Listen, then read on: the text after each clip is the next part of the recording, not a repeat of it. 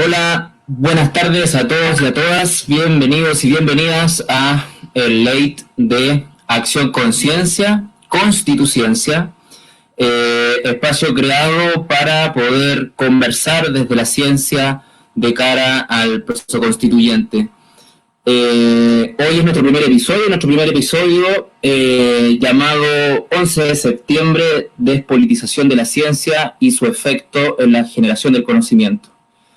Es importante siempre recordar esta fecha, y como Acción Conciencia nos pareció interesante y además muy relevante dar inicio a este proyecto Constituciencia en esta fecha que para todos y todas tiene tanta significancia, tanto dolor también en muchas familias. Y creemos que es importante recordarlo, es importante cuál es el rol que cumplió de alguna u otra forma ese hecho histórico en el desarrollo de la ciencia, y creemos que también es importante recordarlo, sobre todo en función del proceso constituyente que estamos viviendo, en el marco de la altura de mira, el respeto y la memoria. Síganos en nuestras redes sociales, estamos a puertas de comenzar. Recordar que este es el episodio 1, 11 de septiembre, despolitización de la ciencia y la orientación del conocimiento. Vamos a tener de invitado a el doctor Dani Monsalves. Dani Monsalves es doctor en Historia y académico de la Universidad de Concepción, del Departamento de Historia. Su área de investigación es la historia de Chile y América Latina contemporánea, la historia renaciente y la nueva historia política. Así que la idea es que podamos conversar de todo un poco. Por mientras pueden seguirnos a través de nuestras redes sociales. En Acción Conciencia nos encuentran en Instagram, que ya debemos estar transmitiendo también en Facebook. En Facebook van a poder hacer también las preguntas que estimen convenientes, y la idea es que podamos tener un espacio donde podamos conversar, donde podamos encontrarnos. Espero que todos y todas hayan tenido un bonito día, que tengan una buena semana, y nada, pues esperamos un poquito a que se conecte el profesor. Es importante reconocer la historia. Aquí me están avisando por interno también cómo van. Estamos preparando las conexiones.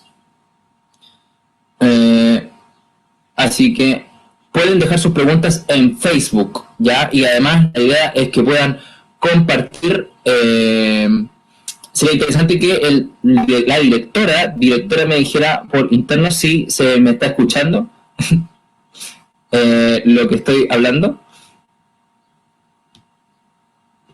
Directora, sí, genial.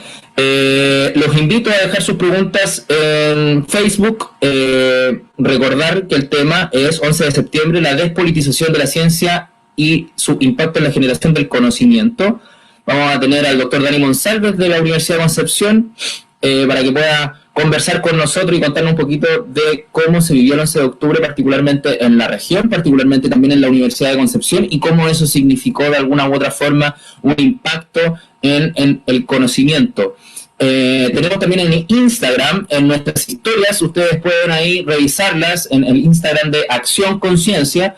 Lo primero que tienen que hacer es seguirnos y a continuación responder las mismas. Hay algunas preguntitas ahí, la idea es que ustedes la puedan responder, apruebo o rechazo, porque tenemos algunas sorpresas también preparadas para la entrevista con nuestro invitado, donde vamos a interactuar un poquito con esas preguntas y también con las opiniones de cada uno de ustedes. Pueden empezar a comentarnos, a compartir. La idea es que se queden para que podamos darle curso a esto. Con nuestra directora tenemos también ahí el contacto con nuestro invitado para que pueda conectarse lo antes posible. Bueno, les comento que él, por la fecha, imagínense ustedes, está con muchas actividades, pero inmediatamente terminaba una en este minuto y se conectaba con la nuestra. Así que, pero de todas formas pueden, como les digo, hacer todas sus preguntas. ¿Por qué decidimos hacer y levantar este proyecto? porque creemos importante discutir, conversar respecto a cuál creemos que debe ser el rol que cumpla la ciencia, particularmente en su magnitud, en su amplitud, en este proceso constituyente. Somos una agrupación que nos enfocamos en lo que es la difusión del conocimiento y nos interesa claramente este proceso, nos interesa compartir, nos interesa difundir y nos interesa tomar posición. Y para eso el diálogo, para eso el compartir, el mostrar, nos parece absolutamente relevante. Este programa lo vamos a realizar todos los días viernes con diferentes invitados e invitadas, con diferentes temáticas también, a las 8 de la noche. En esta ocasión en especial lo vamos a hacer a las 7:30.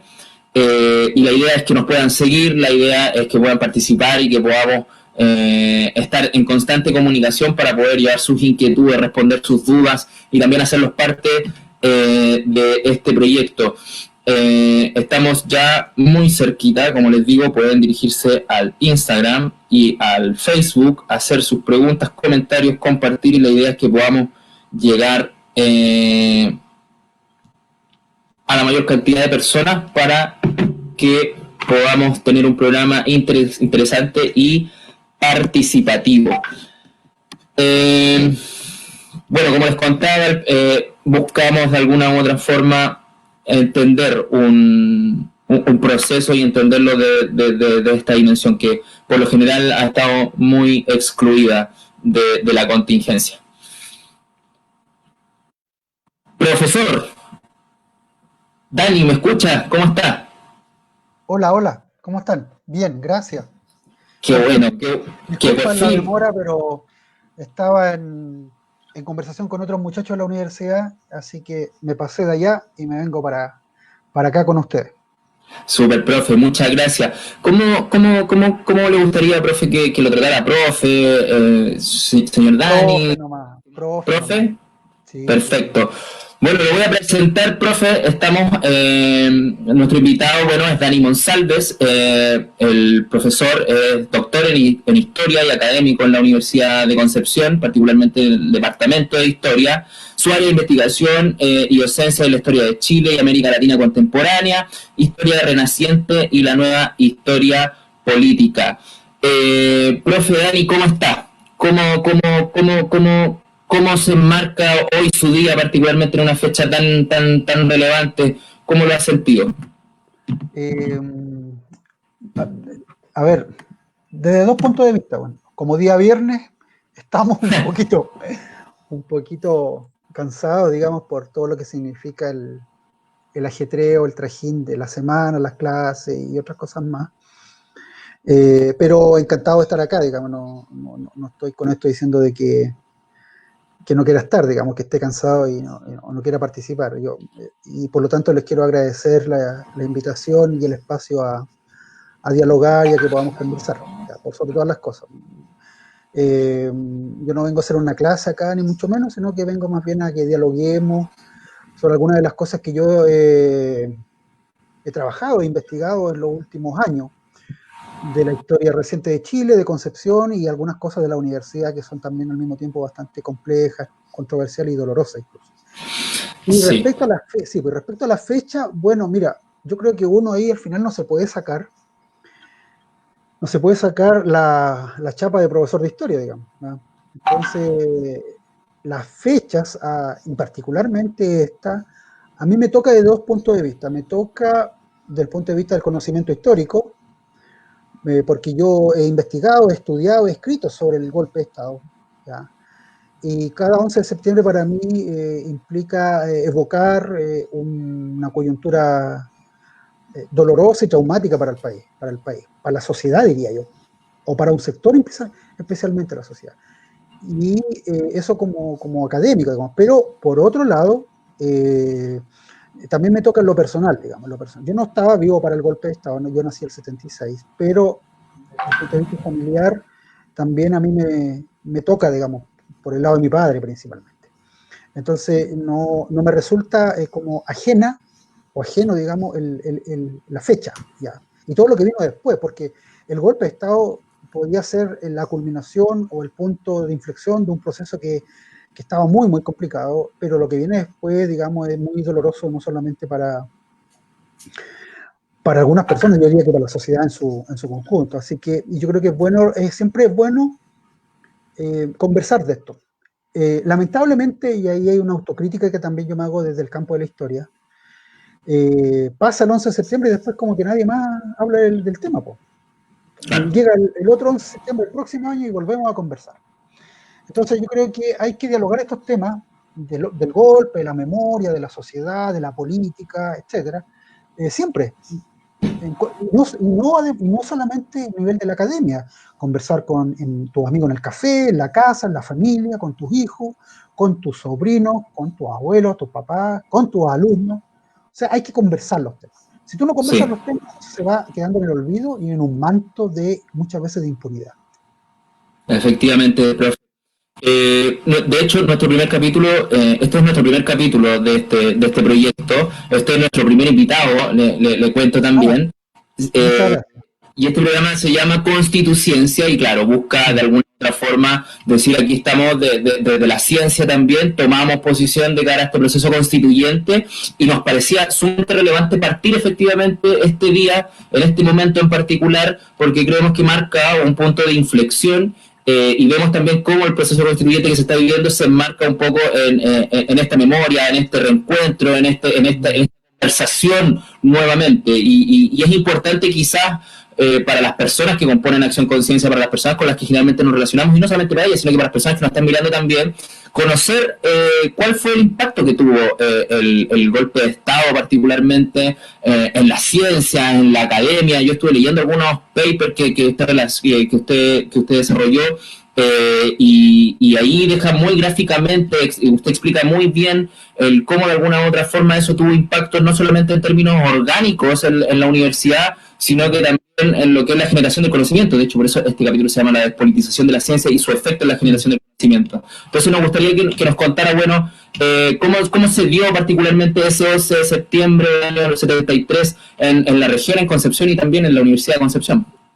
Ya, pues, a ver, Mario, a ver, ¿cómo comenzamos? Siempre un poquito complejo ese tema. A ver, del punto de vista macro, general, en los años 60, 70 y 80, dictadura, se enmarca en un contexto de Guerra Fría, de polarización, digamos, de dos grandes bloques. El bloque de Estados Unidos, el imperialismo norteamericano, y por otro lado la Unión Soviética. Entonces, eso conllevó de que gran parte de los países del mundo tuvieran que alinearse o vincularse o adherir a uno de estos dos grandes bloques.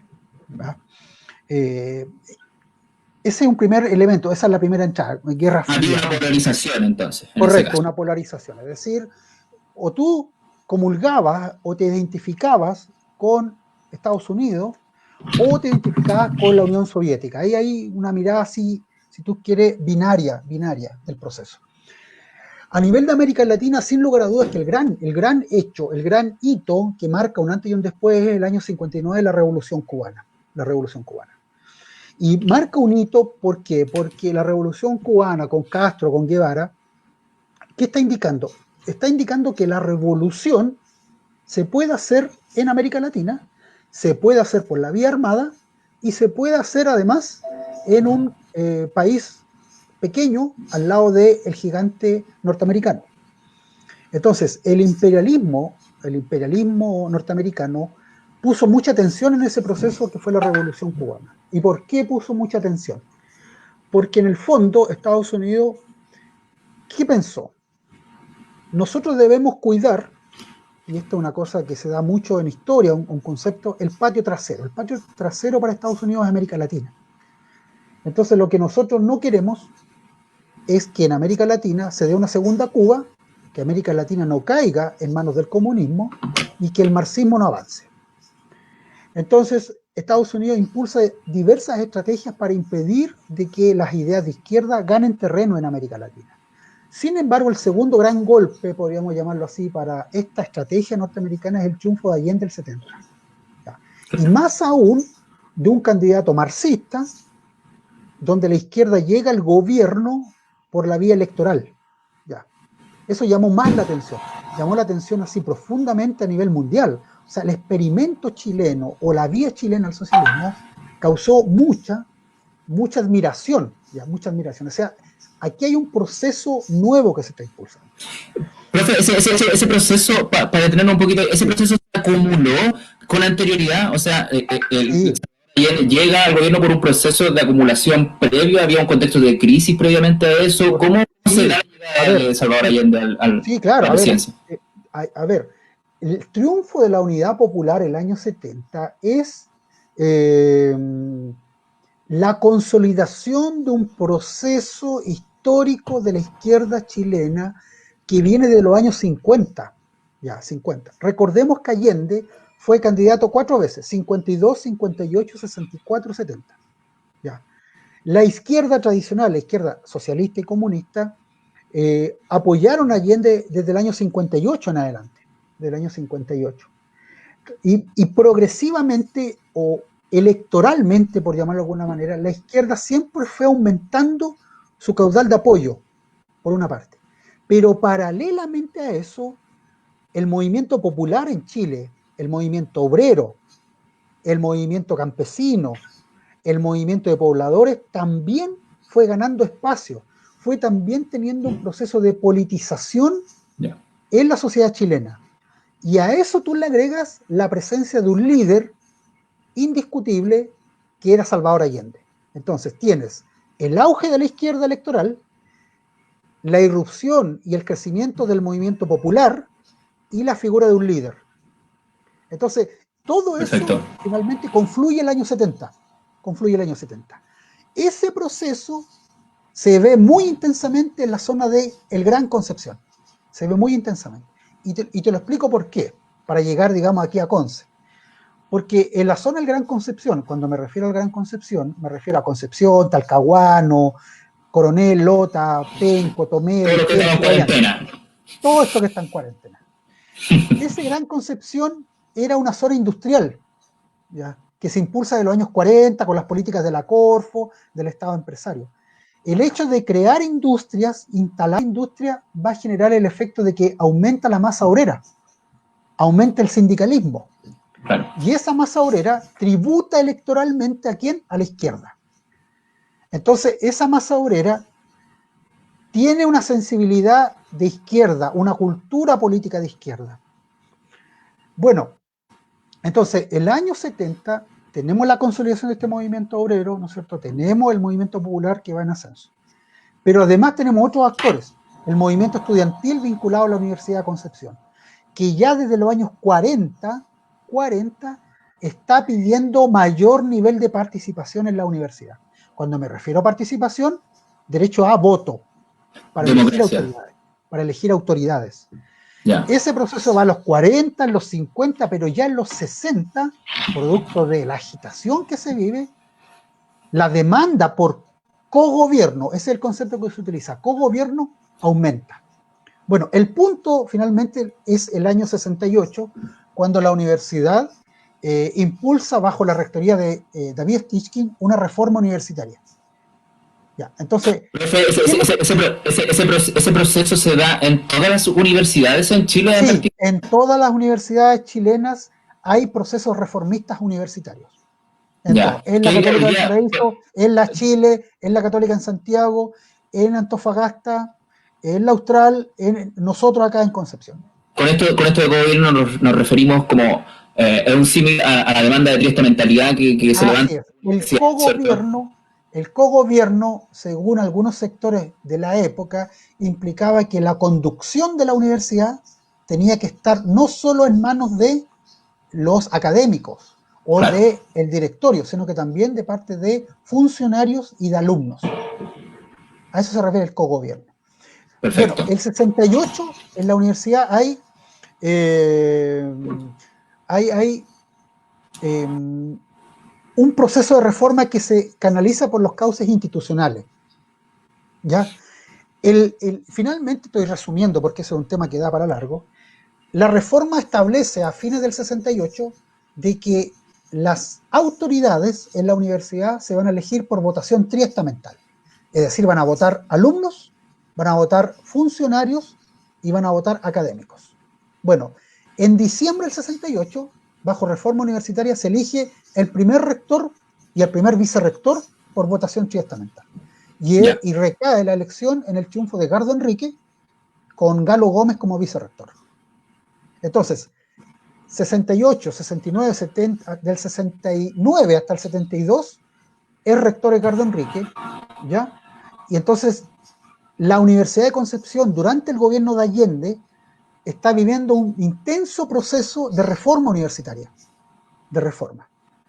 Entonces, lo que se da ahí, en la zona de Concepción o del Gran Concepción, es que existe un importante nivel de politización de los actores y, por otro lado, de actividad o de vinculación de los actores académicos, alumnos principalmente y académicos, con la sociedad. Dicho en palabras más sencillas, la reforma universitaria estipulaba de que la universidad debía vincularse directamente con los problemas de la sociedad. Y más específicamente ayudar y contribuir durante el gobierno de Allende a la construcción del socialismo en Chile, a la construcción del socialismo. Ya.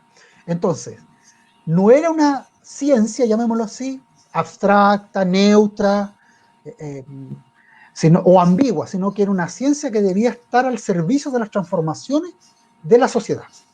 Hay un horizonte, o sea, eso se refiere en la universidad, todos los proyectos de investigación y la generación del conocimiento se orientaba hacia la instalación del socialismo en Chile y a responder a las necesidades del país en general. Así es, correcto. Y eso llevó durante los 60 y los 70 a un proceso muy interesante, que fue que los académicos cumplían una función pública muy rica, muy interesante. Cuando me refiero a una función pública, significaba que participaban de los debates públicos, ¿ya? Participaban, por ejemplo, siendo concejales, regidores en la época, participando siendo diputados, senadores, autoridades políticas. Es decir, el académico entendía que su labor no era solo hacer clases, escribir papers o investigar, sino que era más allá, era ponerse al servicio de los problemas de las grandes transformaciones de la sociedad. Entonces había en ese proceso de vincularse con la sociedad, tú encontrabas académicos del área de las medicina, ontología, de la física, de la química, muy involucrados con los problemas sociales, muy involucrados. Entonces, ¿qué pasa? Había un vínculo derecho con la política, no, derechamente con la política. Derechamente, ¿no? O sea, la política se entendía como la herramienta para construir sociedad. La política iba más allá que lo partidario. ¿Ya? O sea, la política no era solo lo partidario, no era que tú militaras en el Partido Comunista, Socialista, en la democracia cristiana, sino que la política se entendía como construir sociedad, hacer sociedad. Era uno de los medios que los académicos veían posible para poder ejecutar este horizonte que dijimos en un principio. También utilizaban ese espacio, esa cancha, más allá de la academia, como lo veamos. Claro, por supuesto. Bueno, todo ese proceso, ¿no es cierto?, se ve truncado con el golpe de Estado. Se ve truncado. Ya. ¿Y por qué? Porque a los ojos de las autoridades militares, a los ojos de las Fuerzas Armadas, la Universidad de Concepción tenía la chapa de Universidad Roja.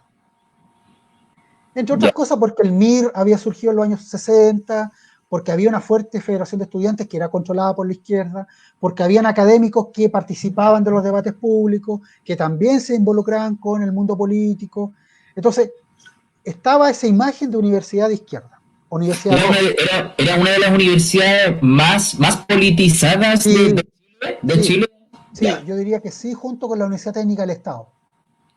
Que es la USACH ahora, si no me equivoco. Que hoy día es la USACH, justo. Que hoy día claro. es la USACH. Sí. Entonces, al existir eso, los militares dicen, bueno, lo primero que hay que hacer es intervenir la Universidad de Concepción rápidamente, junto con las otras universidades. Y la intervención implicaba ciertos caminos. Por ejemplo, uno, que el rector, que en ese entonces estaba en la universidad, que había sido elegido en el año 72, elegido por la triestamental, que era Carlos von Plessing, el papá del del actual vicerrector, es destituido del cargo y la dictadura o la junta designa un rector delegado, lo que hace para todas las universidades. Y el primer rector delegado que tuvimos fue González Bastía. González Bastía. Este, Y este, la este- labor, ¿Este rector delegado era un académico de la Universidad de Concepción o era alguien que provenía del mundo militar? no, él trabajaba en una repartición de la universidad. No recuerdo muy bien si era académico, Ya. tendría que chequearlo muy bien, pero él trabajaba en unas reparticiones de la universidad. Entonces, por lo tanto, conocía la universidad, pero era hombre de confianza, por lo tanto, de la Junta. Entonces, la indicación que le dan a los rectores delegados es hacer la limpieza en la universidad. Y la limpieza implicaba, ¿no es cierto?, exoneraciones, despido de alumnos, profesores, funcionarios, cerrar carreras, reestructurar la universidad. Reestructurar la universidad. Y ese proceso de despido, de exoneraciones, de persecución, fue una tónica que no solamente se dio al inicio de la dictadura, sino que durante los 17 años. ¿Ya? Entonces, hay que cerrar carreras que a la vista de los ojos de los militares son carreras que están infiltradas por la izquierda. Entonces se cierra sociología, periodismo. Y en el resto de las carreras,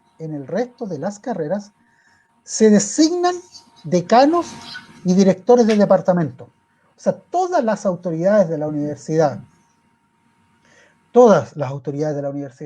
son designadas por el nuevo rector. Entonces, y ahí comienza un proceso que a mi juicio es tremendamente doloroso para la universidad. Si ya es doloroso que tú te quedes sin trabajo, que te echen, te despidan, más doloroso aún es la forma de cómo te despiden. Y la forma como te despiden es a través de la delación. La delación, para que tú lo sepas, o yo creo que tú lo sabes y el resto también, es la acusación, el sapeo que se llama. Entonces se confeccionan listas con alumnos y con profesores, y a esas listas que las confeccionan los propios colegas, propios alumnos, se procede a exonerar a profesores. A exonerar. Entonces es tremendamente doloroso ese proceso. Entonces, y a eso hay que agregarle dos cosas más. La segunda es que comienza a imperar en la universidad una política del miedo, del terror. Claro. Es decir, usted se va a dedicar, usted Mario Tapia es profesor, usted se va a dedicar a hacer clases, no va a hacer. Usted no va a hablar de nada más. O sea, usted no va a hacer comentarios de lo que está pasando en Chile, nada. Usted hace clase, usted es profesor, aquí no cae la política, nada. Entonces, si usted hace política, bueno, la consecuencia es que usted va a ser despedido. Porque aquí no se puede hacer política. Y en segundo lugar, la universidad comienza progresivamente a entrar en la lógica neoliberal. En la lógica neoliberal. ¿Ya? Y la lógica neoliberal, que esta universidad y las otras tienen que ponerse al servicio del proyecto económico que va a imponer la dictadura. Entonces, hay un proceso que está ahí en marcha desde el 75, 76 en adelante, muy, muy fuerte, y que a mi juicio afectó tremendamente a la Universidad de Concepción. Profe, yo estuve leyendo algunos de sus documentos y claro, hay cosas que son bien interesantes. Por ejemplo, economía en particular, antes del golpe de Estado, respondía a una lógica absolutamente distinta a la que respondió después del golpe de Estado. O sea, yo leyendo sus documentos me di cuenta que ese era el ejercicio más explícito del giro radical que se le dio a la orientación del conocimiento en particular en ese minuto. Sí. O sea, me gustaría saber cuáles son sus apreciaciones en función de todo lo que ha investigado con esas temáticas en particular, la ciencia. Hoy Sí. somos las personas que estamos saliendo del actual sistema educativo, de la academia, somos profesionales que estamos sesgados, somos profesionales que terminamos contribuyendo al problema más que solucionándolo, estamos automatizados con esa filosofía. ¿O usted cree que no es tan así hasta el momento? ¿O lo fue quizás antes un poquito más y ahora ya no tanto? Me gustaría saber su apreciación respecto a eso. No, ahí Mario, es interesante tu pregunta por lo siguiente. Y porque además, un poco duro lo que voy a decir, pero tú y yo somos producto de la universidad neoliberal. Ya, de la universidad neoliberal. Claro. Que es distinto a que yo sea neoliberal o tú seas neoliberal. Son cosas distintas. Lo que me refiero es en lo siguiente. El cierre de carreras, la intervención, la reestructuración de algunas carreras en la universidad tenía una lógica que iba más allá de que fueran carreras que estaban vinculadas con la izquierda o con otra corriente de pensamiento vinculada al marxismo, por ejemplo. Tiene que ver con una mirada en el sentido de decir, a ver, estamos en un nuevo periodo, hay una nueva época. El ejemplo de economía que tú dices, la economía que se enseñaba pre-73 estaba muy vinculada con ¿qué? Con la política del Estado empresario desarrollista, los temas de la industrialización, ¿no es cierto? Muy en boga de los años 40, 50, 60. Bueno, esa mirada está agotada. Esa mirada fue superada. Esa mirada entró en crisis. Y por lo tanto, lo que viene ahora en esta nueva perspectiva de la economía es que la universidad se tiene que poner al servicio o tiene que vincularse con el nuevo proyecto económico que viene, y que es el neoliberalismo. ¿Ya? Y entonces, por lo tanto, hay que comenzar a hablar. El empleo también. Y entonces, pues claro, porque en el fondo, ¿dónde está el vínculo ahí? Que la universidad tiene que comenzar a formar profesionales, ¿no es cierto?, que estén al servicio del modelo económico que está imponiendo la dictadura, que es el neoliberalismo. Así como otrora, la universidad pensaba de que tenía que formar profesionales que apoyaran el proceso industrializador en Concepción, en el país. Acá, entonces, por lo tanto, lo que se dice es que hay que reestructurar, darle una nueva dirección al campo económico. Y el ejemplo más claro es que llega el año 79, o 78, 79 creo que es, Joaquín Lavín, un joven Joaquín Lavín, un Chicago Boy. Y Joaquín Lavín llega Joaquín Lavín a reestructurar el área económica, la Facultad de Ciencias Económicas y Administrativas. ¿Y la reestructuración qué significa? Bueno, empezar a difundir el proyecto neoliberal desde el punto de vista teórico, ¿ya? Investigar desde el campo de vista teórico el neoliberalismo, formar estudiantes desde esa perspectiva, establecer vínculos, alianzas entre la universidad y la empresa privada. Pero hay otra cosa mayor todavía, Mario. La cosa mayor, ¿cuál es? Que la Universidad de Concepción, así como las otras universidades, hacia 79 o comienzo de los 80, entran en la lógica del autofinanciamiento. Claro. Entonces, por lo tanto, el Estado, ¿qué es lo que hace a comienzos de los 80? Legisla para que aparezcan las universidades privadas. Y eso conlleva competitividad, porque las tradicionales tienen que competir con las privadas. Claro. Y el Estado abandona su responsabilidad en cuanto al apoyo a las universidades. Y le dice a las universidades, bueno, ustedes tienen que autofinanciarse. ¿No? Y el autofinanciarse va a llevar a un proceso de endeudamiento de las casas de estudio. Precarización de los sueldos y endeudamiento de la universidad. Entonces la universidad no es una isla, pues no es que lo que pasa en Chile o en el mundo no le toques, no, lo afecta. Entonces, eso va a llevar a que la universidad entre en esa dinámica neoliberal y la lleva a tener que crear carreras, crear programas que le tributen económicamente, porque tenéis que vivir, tenéis que sobrevivir. Claro. Profe, ese fenómeno, esa respuesta de universidad que existía a un proyecto país antes del golpe de Estado, con un vínculo y una cercanía al Estado bien importante. Una vez pasa todo esto, las universidades, claro, tienen que, el mandato es, tienen que autofinanciarse. Eso significa, bueno, tenemos que buscar vínculos con el empresariado, tenemos que buscar vínculos con la gran industria, tenemos que buscar vínculos. Eso termina significando en algún minuto que las universidades, su orientación hacia el conocimiento vaya respondiendo a los intereses de esos financistas de alguna otra forma. Por supuesto, en el fondo la universidad a ver, lo decimos de esta manera, el conocimiento, la producción del conocimiento va a estar directamente vinculado con los intereses de los grandes grupos económicos. De los grandes grupos económicos. Porque de otra manera, la universidad no va a poder sobrevivir porque se va a endeudar. Y por otro lado, los grandes grupos económicos, el modelo necesita, ¿no es cierto?, de insumos, de profesionales que hagan que el modelo tiene que funcionar, que funcionar. Y por lo tanto, ¿qué es lo que ves tú? Ves que en los años 80 hay más demanda de algunas carreras que de otras. Me te he colocado un ejemplo concreto. Yo creo que durante muchos años el boom fue ingeniería comercial. El boom. ¿Y por qué? Porque el ingeniero comercial, ¿no es cierto?, era un dispositivo, un insumo, un instrumento, un profesional, ¿no es cierto?, que iba a aportar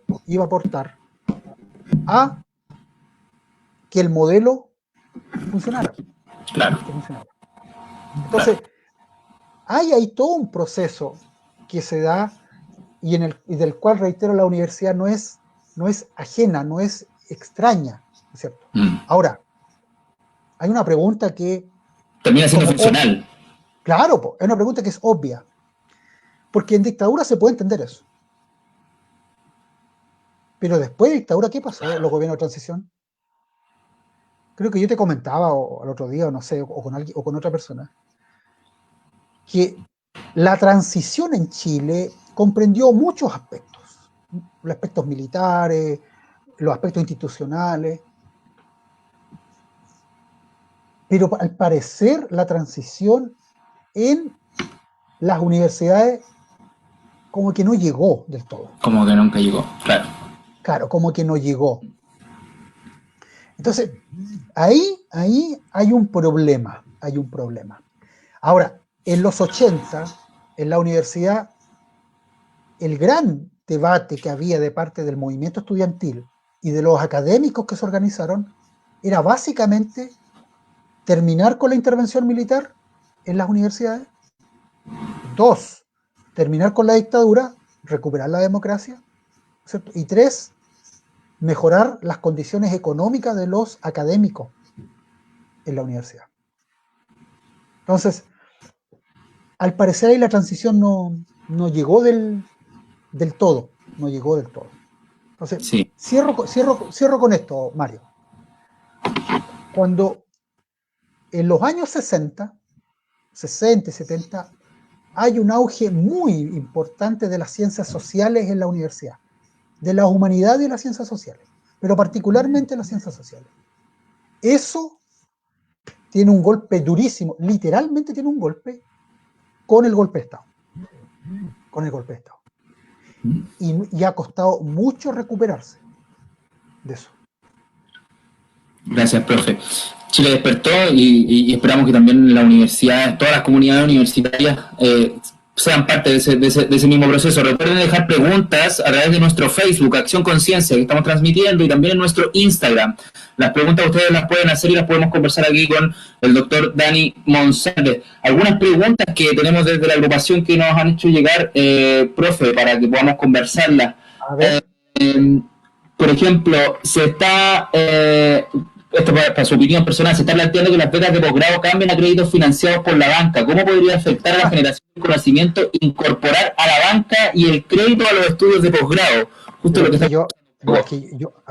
Yo creo que nosotros, y cuando hablo nosotros, el mundo universitario, y particularmente mis estudiantes,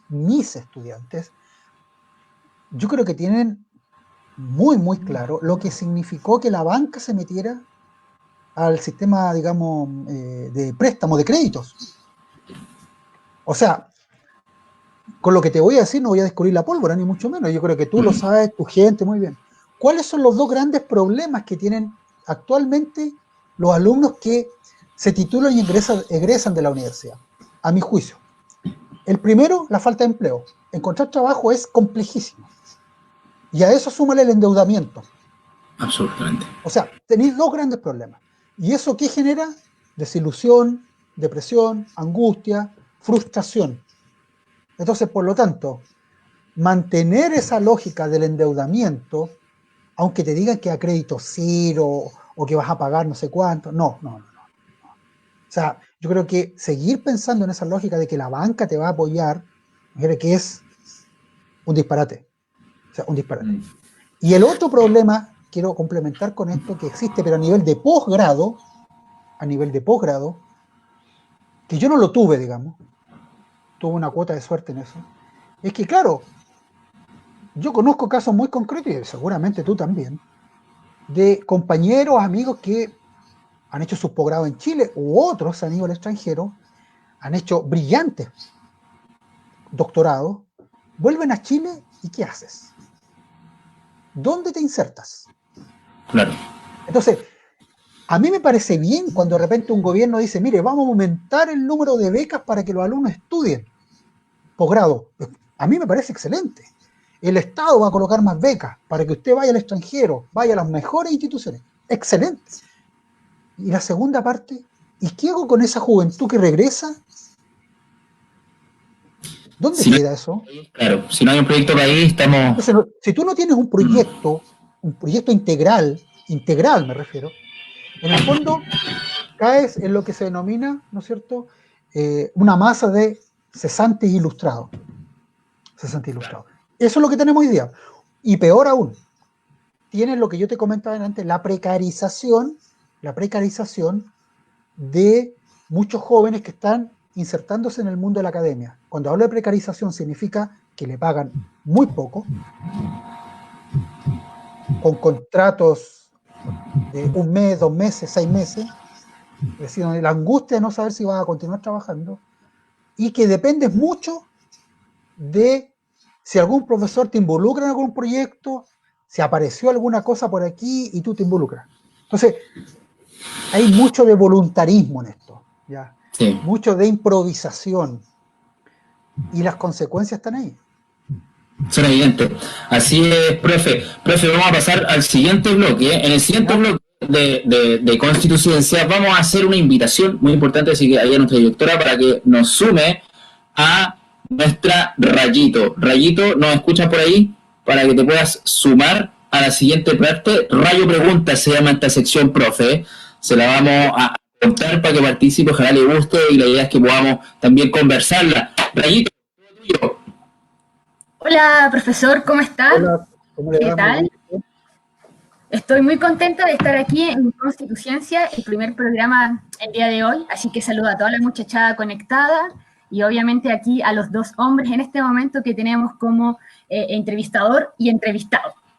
Bueno, profesor, esta sección, tal como le comentó Mario, se llama Rayo Preguntas, una especie de preguntas flash, preguntas rápidas. Ya. Es la mejor parte del programa, a mi parecer, obviamente. Estoy de acuerdo. Colega Mario, no es personal. Pero como dijo el gran Cerati, ya lo sabes, nada es casualidad. Entonces me pongo la 10 para comenzar este partido. Estamos en la final, profe, así que hay que jugársela. Esta personajera científica le va a realizar una serie de preguntas donde usted, don Dani, solo podrá aprobar, yay, o rechazar. Ahora vamos a ver qué es lo que es. Así que la idea es que yo le voy a hacer la pregunta y usted me contesta apruebo o rechazo. Ya, ok. La primera pregunta. Primero, ¿me escucha bien? Muy bien. Excelente. Aprobamos entonces. Bien, la primera pregunta. ¿Quieres una nueva constitución? Caso quiera una nueva constitución, apruebo. ¿La ciencia debería tener injerencia en la nueva constitución? Totalmente, apruebo. ¿La ciencia actual en Chile mejorará la calidad de vida en la población? Sí, apruebo. Aprueba. Perfecto. Esa, profe. La cuarta pregunta, un poco polémica. ¿Habría sido mejor redactar la nueva constitución por una comisión de expertos y expertas? No, rechazo. Ok. 5. ¿Debería la comunidad académica participar en la redacción de la nueva constitución? Totalmente, apruebo. Perfecto. ¿Es la tecnocracia uno de los principales errores del actual gobierno? No solo del actual, sino que desde los 90 en adelante. Correcto. Sí, apruebo. Apruebo. Aprueba. Pregunta número 7. ¿Es legítimo el actual proceso constituyente? Totalmente. Apruebo. 8. ¿Es importante garantizar el conocimiento como un bien público en la próxima constitución? Totalmente. Apruebo. Ok. ¿Qué piensa, aprueba o rechaza, Esbarza que la UDI use la frase el derecho de vivir en paz en su campaña de rechazo? Es vergonzoso eso. O sea, rechazo, es vergonzoso. Entonces, ¿es Barça? Esa es la pregunta. Sí. ¿Es Barça o no? Apruebo. Sí, por supuesto, sí. Perfecto. Apruebo. 10. ¿Existe actualmente censura en los medios de comunicación masivos? ¿Apruebo o rechazo? Sí. Apruebo. Perfecto. Esas serían las preguntas. Tenemos muchas más, Mario, pero no sé si te gustaría profundizar en alguna, desarrollar alguna idea. Sí, yo creo que esa es un poquito como la idea que podemos como conversar alguna. A mí me pareció muy interesante esta pregunta, Rayo Preguntas, respecto a la comisión de expertos y expertas, porque efectivamente en algún minuto hay algún tipo de discusión respecto a si tenemos un Chile preparado para redactar una nueva constitución, o eso es lo que se escucha. Esos son algunos de los argumentos, sobre todo del rechazo, rayo científica. No sé qué opinas tú. Así es. Me gustaría que el profesor Dani Monsalves desarrollara esta idea. Nosotros tenemos nuestra postura como Acción Conciencia, pero me gustaría escuchar al profe. Es que ahí, mira, yo sé que es malo responder con otra pregunta. No les voy a preguntar a ustedes, digamos. Voy a hacer una pregunta así como en el aire, así como una reflexión. Pero, ¿qué son los expertos?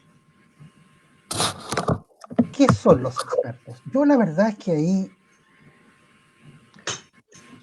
A ver, yo en esto voy a recurrir un poco a la historia. Y discúlpenme si me voy. Mira, desde los años 80, digámoslo, con mayor fuerza, bueno, desde el 73 en adelante la dictadura satanizó la política y a los políticos. Decía que la política era mala, era sucia, era corrupta, etc. Pero lo interesante de ese juego es que al mismo tiempo que la dictadura criticaba la política, satanizaba la política, iba haciendo su propia política. Su propia política. Y como dice Norbert Lechner, la dictadura lo hizo de una manera muy inteligente, bajo un lenguaje económico, producto del neoliberalismo. Entonces hablaban un lenguaje economicista donde, según ellos, solamente un grupo pequeño podía hacer política. Los tecnócratas, concretamente. El resto de la población, a lo más, podía opinar. Bueno, esa lógica donde unos pocos, léase tecnócratas, economistas, podían hacer política, se mantuvo durante los gobiernos de la Concertación y hasta el día de hoy. Sí, efectivamente. Profe, hay un argumento en el rechazo en general que habla como de que una constitución, o sea, una convención constituyente, voy a ser un poco abogado del diablo en esta cosa, podría terminar en construir una constitución bananera. Ese es como el concepto que se ha utilizado, muy similar quizás como a, dicen, wow, cada país que tiene más constituciones está casado, hay ejemplos en Latinoamérica, entonces... No, Mario, mira, yo pienso que esas son caricaturas, Mario. Son caricaturas, en el fondo. Cuando tú ves la gente del rechazo, que me parece legítimo, si a ti no te gusta, tú puedes rechazar. Pero cuando tú rechazas algo, tienes que rechazarlo con argumentos. Porque rechazarlo con caricaturas, ya, con estigmas y con mentiras, a mí me parece que eso en el fondo lo que hace es un daño al debate público. ¿Ya? Y entonces, cuando tú dices, no, mira, si se hace una constitución con muchas personas vamos a caer en Venezuela. Pero ¿qué tiene que ver Venezuela con Chile? Digo yo? El proceso venezolano son ellos, tendrán problemas, lo solucionarán ellos, a mí me podrá gustar o no, pero la realidad chilena es otra. La realidad chilena es otra. Yo podría decir, y a lo mejor no vamos a hacer una constitución como Venezuela, a lo mejor la vamos a hacer como Colombia. Y Colombia lo hizo muy bien. ¿Ah?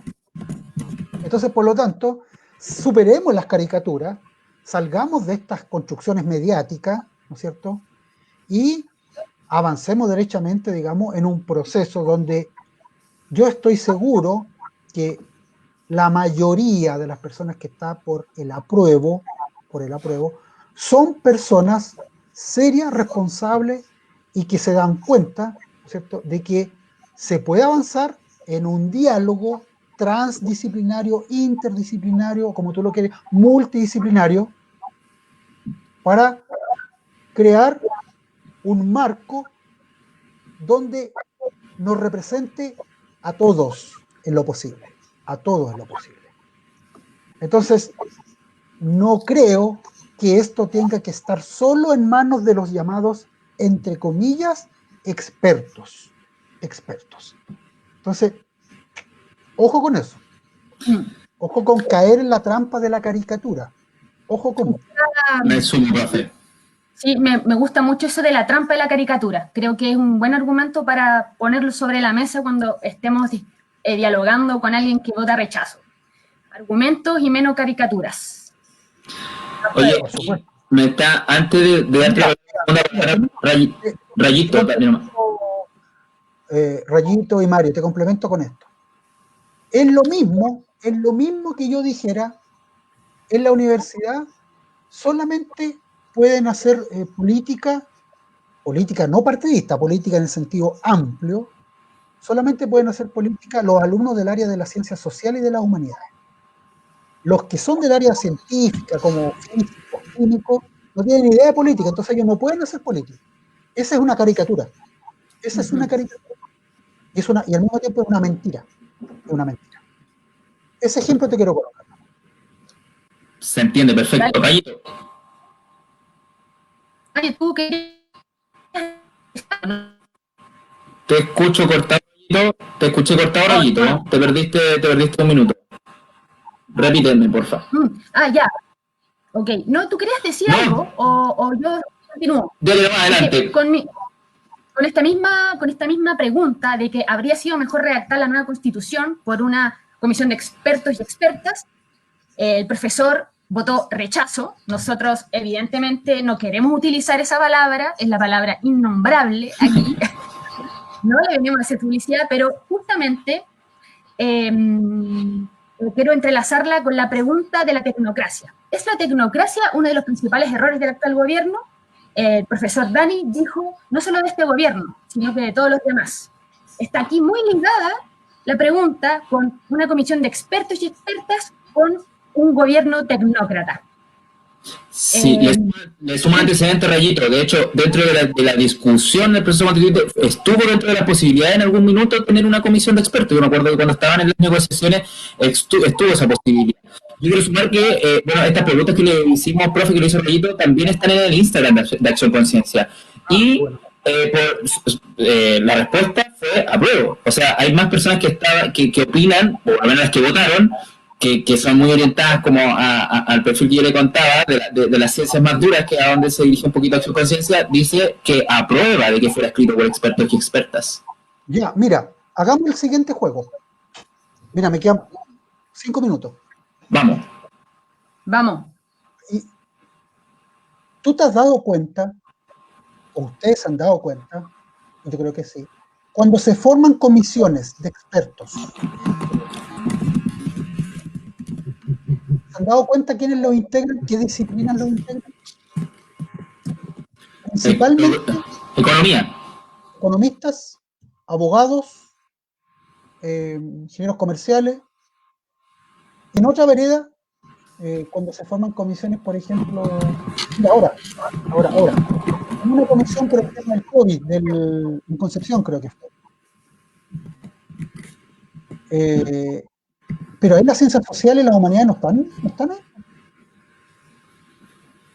Entonces, yo me pregunto, ¿eso significa de que los expertos solamente están en ciertas áreas del conocimiento?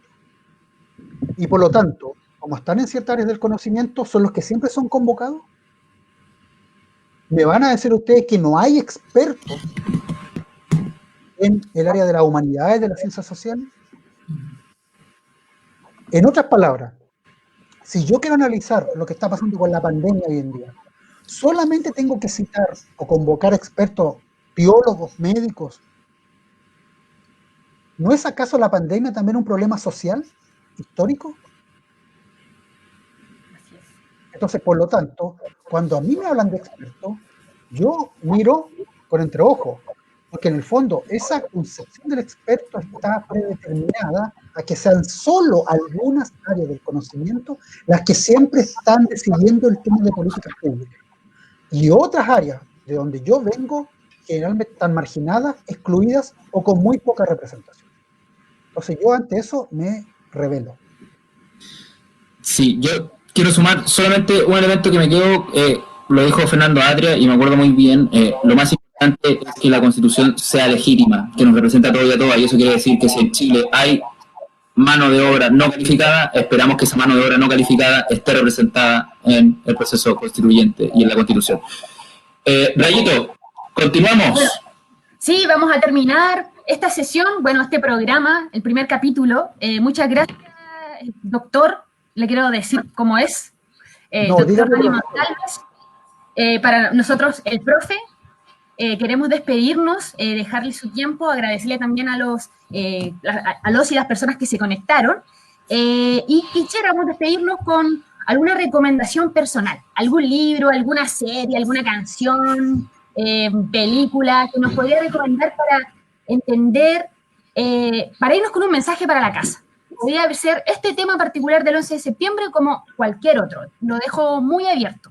Yo quiero partir diciéndole a las personas que nos están viendo que les recomiendo un libro muy fiel a mi estilo de personajera científica. Se llama Manifiesto por la Ciencia, con bajada de título de Un nuevo relato para la ciencia en Chile. Este fue escrito por Pablo Astudillo, que es uno de los actuales fundadores de la Fundación Más Ciencia en Chile.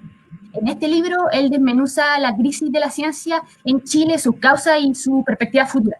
Lo que busca principalmente es incentivar la discusión acerca del presente y el futuro del desarrollo científico del país, pero más allá de insistir en el mensaje repetitivo de la comunidad científica de que la ciencia es clave para impulsar la llamada economía del conocimiento. Así que ahí les dejo ese librito, Manifiesto por la Ciencia. Mario, ¿cuál es tu recomendación? Bueno, mi recomendación, Rayito, se enmarca en lo que es particularmente este contexto. Quiero recomendarles a todos la trilogía La Batalla de Chile. La pueden encontrar en ciertas plataformas como YouTube, por ejemplo, en BTR creo que también se puede encontrar, que La Batalla de Chile es una serie, como digo, una trilogía que se enmarca entre el año 72 y 73, dirigida por el cineasta Patricio Guzmán.